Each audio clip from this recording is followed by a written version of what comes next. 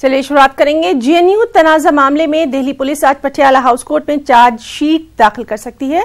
वहीं आज BJP member of parliament Ramesh Bidhuri की जानिब से दायर हतके इज्जत मामले पर वज़ीर आला अरविंद केजरीवाल के खिलाफ पटियाला हाउस कोर्ट समाअत करेगा।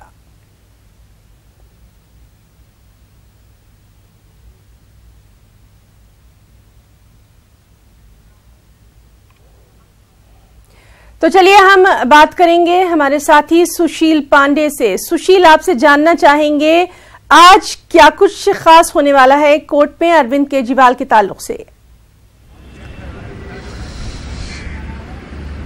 जी देखिए, अरविंद केजरीवाल जो फिलहाल दिल्ली के मुख्यमंत्री हैं, उनके खिलाफ बीजेपी सांसद रमेश बिधूड़ी ने आपराधिक मानहानि का मामला दर्ज करवाया है पटियाला हाउस कोर्ट में। इस पूरे मामले में पिछले बार डॉक्यूमेंट के एविडेंस को लेकर सुनवाई होनी थी, लेकिन सुनवाई हो नहीं पाई थी। तो आज फिलहाल सुनवाई की तारीख मुकर्रर की गई है। रमेश बिधूड़ी की तरफ से ये कहा गया है कि अरविंद केजरीवाल ने एक टीवी इंटरव्यू के दौरान उनको लेकर कुछ ऐसी आपत्तिजनक बातें बोली हैं जिससे उनका जो सामाजिक जो छवि है उस पर असर पड़ा है, और इसीलिए उन्होंने अरविंद केजरीवाल के खिलाफ आपराधिक मानहानि का मुकदमा दर्ज कराया है। तो आज सुनवाई के दौरान देखना यह होगा कि जो इसमें एविडेंस की भूमिका है, जो गवाह हैं उनके क्या कुछ बयान हो सकते हैं, इस पर सुनवाई करेगा। वहीं दूसरे अगर खबर की बात करें तो सबसे बड़ी खबर है जेएनयू में जो हिंसा हुई थी, जो फिलहाल नारेबाजी की गई थी, उस नारेबाजी को लेकर ऐसा सूत्र बता रहे हैं कि Delhi police Patiala house court में इस पूरे मामले में चार्जशीट दाखिल कर सकती है।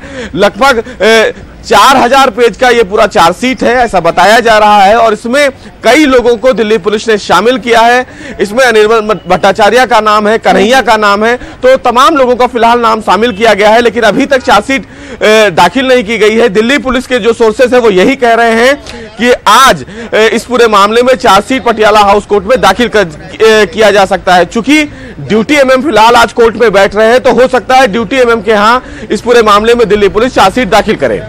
जी सुशील, जिस तरह से हमने देखा था कि जेएनयू जो मामला था वो काफी सुर्खियों में रहा था और कई नाम भी इस दौरान में सामने आए थे, तो आज का जो ये समाअत है, आज की जो ये सुनवाई है, काफी अहम मानी जा रही है इन तमाम नामों के लिए। जी बिल्कुल, साफ तौर से देखना हमें तो ये होगा कि दिल्ली पुलिस की क्या आज इस पूरे मामले में चार्जशीट दाखिल करती है, और अगर दाखिल करती है तो किन किन धाराओं के तहत दिल्ली पुलिस ने कितने आरोपी बनाए हैं और उन मुख्य आरोपियों में किस किस का नाम शामिल किया गया है। ये महत्वपूर्ण बात है, क्योंकि काफी लंबे समय बाद दिल्ली पुलिस इस पूरे मामले में चार्जशीट दाखिल कर रही है। तो ये काफी महत्वपूर्ण होगा कि दिल्ली पुलिस चार्जशीट में कितने आरोपियों को उन्होंने नाम में शामिल किया गया है, कौन कौन सी धाराएं लगाई गई हैं, और वो कौन कौन से स्टूडेंट्स हैं जिनके खिलाफ दिल्ली पुलिस ने अपनी चार्जशीट में मुख्य रूप से उनको शामिल किया है बतौर आरोपी। जी सुशील, बहुत बहुत शुक्रिया आपका इस तमाम तर जानकारी के लिए, और आगे भी हम आपसे इस सिलसिले में अपडेट लेते रहेंगे।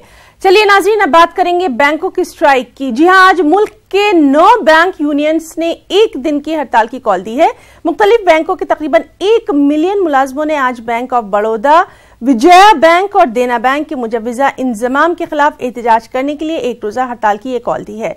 United forum of bank union का कहना है कि ये इंजमाम बैंकों और बैंक के ग्राहकों के मुफाद में नहीं है।